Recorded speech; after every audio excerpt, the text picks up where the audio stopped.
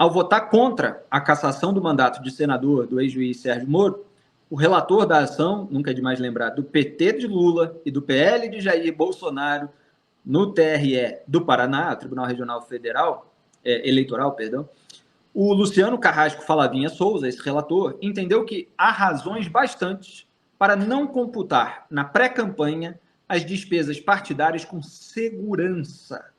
Com segurança. E ele diz lá, efetivamente, é fato público e notório que o investigado Sérgio Moro e sua família já eram alvos de ameaças de facções violentas como o PCC.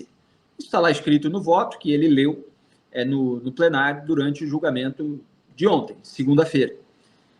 E aí ele citou duas matérias de imprensa sobre aquele plano de sequestro e eventual assassinato de integrantes da família Moro, né, do então pré-candidato. Poderia ser a esposa, poderia ser um ou os dois filhos. E o relator, ele ainda poderia ter citado, esse que é o contexto que eu quero acrescentar, diretamente o seguinte parágrafo da página 9 do relatório da Polícia Federal, tornado público em 23 de março de 2023, e que eu fui conferir de novo, à luz do voto dele. Então, abre aspas. Olha só o que estava escrito lá no relatório da PF. Após recebimento dos dados telefônicos e telemáticos, verificamos que as ações para concretização do ataque ao senador Sérgio Moro iniciaram-se efetivamente em setembro do ano passado, 2022, tá? Esse relatório é de 2023, então ano passado era 2022. Está dizendo lá, as ações lá do PCC começaram em setembro de 22, justamente no período eleitoral, quando o atual senador era candidato ao cargo ocupado nos dias de hoje. Vale lembrar que Sérgio Moro permaneceu com escolta por 180 dias, o que expirou em 24 de outubro de 2021, motivo pelo qual, atenção, ocorreu uma janela de oportunidade interessante para os criminosos. Fecha aspas. Janela de oportunidade interessante para os criminosos. E aí, quando você vai ver no detalhe, como eu fiz, na ação do PT e do PL, e no voto do relator, assim como fui ver também o parecer do Procurador Regional Federal, foi justamente, eleitoral, perdão, foi justamente para o fornecimento de serviços de segurança ao longo de 2021 e 2022, período que compreendia essa janela de oportunidade interessante para os criminosos do PCC, que a empresa Pleg Seg Assessoria Limitada, empresa de segurança sediada em São Paulo, não no Paraná, foi contratada pelo Podemos, o partido pelo qual o Moro lançou a pré-candidatura à presidência antes de buscar a vaga no Senado, primeiro por São Paulo, e depois pelo Paraná, em ambos os casos pela União Brasil. Ele tinha saído ali do Podemos para o seu partido atual. Então, quer dizer, o PT e o PL estão colocando ali o gasto partidário com a segurança do Moro como despesas de pré-campanha capazes de gerar novos eleitores, o que é refutado minuciosamente pelo relator Luciano, e como se ele não tivesse que ter gasto esse dinheiro com a segurança para gastar em outras atividades, né? E ignorando a eventual disparidade que pode haver em gastos com segurança entre um candidato que tem um histórico de ameaças sofridas maior do que o outro que não tem histórico nenhum, ou que sofreu menos ameaças. Quer dizer, tudo isso foi colocado também no voto do relator, eu explico no artigo que eu escrevi em O Antagonista. E eu queria trazer aqui, para quem não viu ontem ou não se atentou, porque, enfim, não tinha dado ainda, era em tempo real praticamente, todo esse contexto, o trecho do voto do relator Luciano, em que ele fala sobre um dos pontos a respeito da segurança, fazendo uma série de comparações, lembrando o episódio de ataques contra outros candidatos e apontando também escolta contratada por partido como o PSOL e já legitimada pelo TSE, mas em outra circunstância que ele vai mostrar. Pode soltar a produção esse vídeo, demora uns 3 minutos, mas vale muito a pena ver cada exemplo que ele dá e a gente volta para comentar em seguida.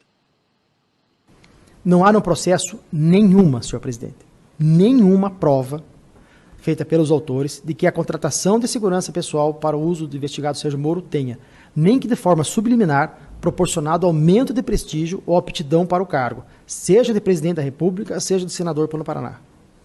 Assim, ainda que individualizáveis em favor do investigado Sérgio Moro, essas despesas não possuíam o condão de promover a imagem do então pré-candidato. Reforçando a desvinculação desse tipo de serviço com o pleito, é de se destacar que, mesmo após ele ter sido eleito, ainda persistiram as ameaças e o Senado encampou sua segurança. Ademais, a agremiação também pretendia alavancar sua imagem e colher frutos com o capital político da figura pública de interesse nacional que entrava para seu quadro de filiados. E diante do incontestável cenário de ameaças a tal personalidade, dentro de sua autonomia partidária, decidiu arcar com os ônus, incluindo os financeiros, decorrentes desse ingresso do novo filiado, para assim também atingir seus objetivos partidários, atrair apoio político e novos filiados, por exemplo. Aqui, senhor presidente, eu trouxe uma reflexão que me chamou bastante atenção. É de se indagar ainda se a segurança não tivesse sido contratada nesse quadro. Na penúltima eleição presidencial, é fato notório que o então candidato Jair Bolsonaro foi atingido com uma facada e todos os reflexos políticos dessa situação. A agressão a candidato é inadmissível, cujas consequências seriam inestimáveis se isso tivesse ocorrido. Rememore-se ainda que, naquele mesmo período pré-eleitoral, 2 ônibus da caravana do então ex-presidente Luiz Inácio Lula da Silva foram atingidos por tiros no caminho entre Quedas do Iguaçu e Laranjeiras, em uma aparente tentativa de emboscada. Lula estava, segundo a notícia do UOL, em outro veículo que não o que foi atingido. Aqui, senhor presidente, já tinha concluído o voto quando li outra informação relevante. O colunista Josias de Souza, da UOL, fez menção expressa do acerto do pré-candidato Boulos à Prefeitura de São Paulo na compra de um veículo blindado. Essa notícia é do dia 28 de fevereiro. E como diz o colunista, os candidatos têm que se precaver. Faz bem o Guilherme Boulos em proteger a sua integridade. As autoridades precisam assegurar que as eleições se deem em um ambiente democrático, não violento.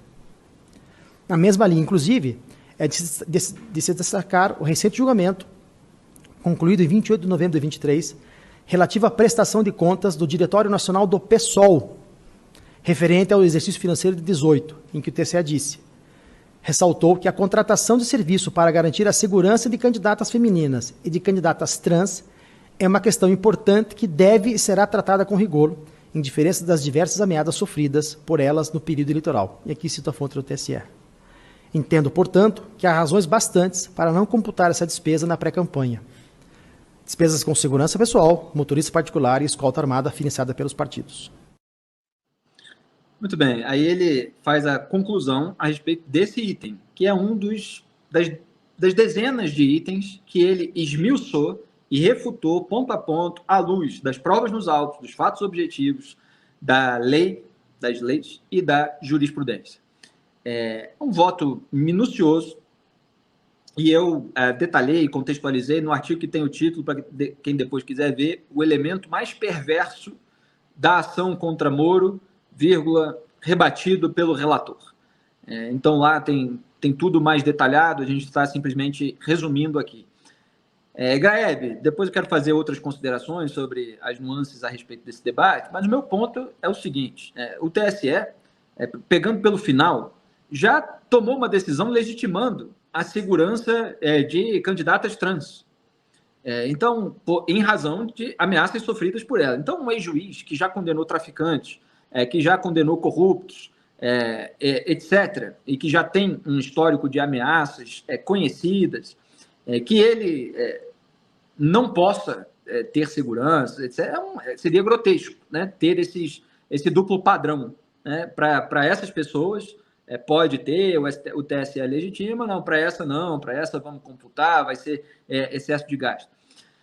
Enfim, me parece o elemento mais perverso porque é uma tentativa de você comprometer a candidatura do Sérgio Moro, colocando ali no bolo da pré-campanha gastos que não rendem votos.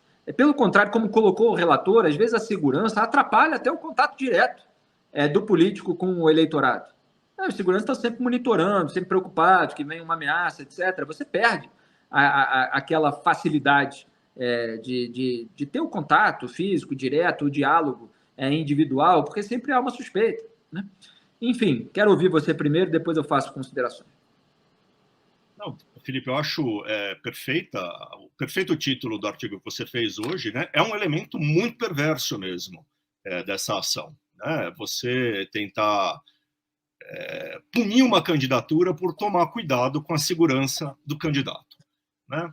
Enquanto o desembargador falava, eu estava me lembrando que em 2015, meados de 2015, talvez, entrevistei o Moro num evento promovido pela então revista Veja, editora Abril, né? E uma das perguntas que eu fiz para o Moro foi: juiz, o senhor pode comentar a respeito da sua segurança? O senhor teve que modificar a sua segurança? E deu uma risadinha e falou: este é um assunto de que eu não falo jamais. Segurança, no caso do Moro, ou de qualquer outro personagem que sinta a necessidade de andar com escolta, não é um motivo de alegria, não é uma coisa de que se faça propaganda. Não se faz propaganda porque isso pode ajudar qualquer pessoa mal intencionada, qualquer bandido que queira atingir, e não se faz propaganda porque é desagradável. Desagradável viver cercado de gente armada. Isso cria uma tensão natural, né? Então, veja isso lá em 2015. Desde aquela época, o Moro já tinha que andar com segurança. E não era só por causa da Lava Jato, que já estava a pleno vapor. Era também, e isso ele disse, por causa do histórico dele como juiz federal.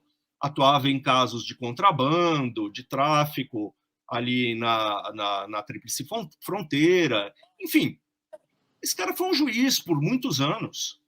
Condenou até o Fernandinho Beiramar. Pois é, tem muita gente que não gosta dele, né? E o Brasil não é um país pacífico, né? É um país violento, o Brasil. E essa violência, em N oportunidades, se manifestou na política. O interior do Brasil está lotado de exemplos de candidatos sendo morto, sofrendo atentado. O Brasil é bang-bang. Então faz todo sentido o raciocínio do desembargador, de que quando você tem um personagem que demanda segurança por causa da vida dele e está entrando na política, faz todo sentido você proporcionar segurança. Isso não deve ser visto como um asset, né? Como é que falam?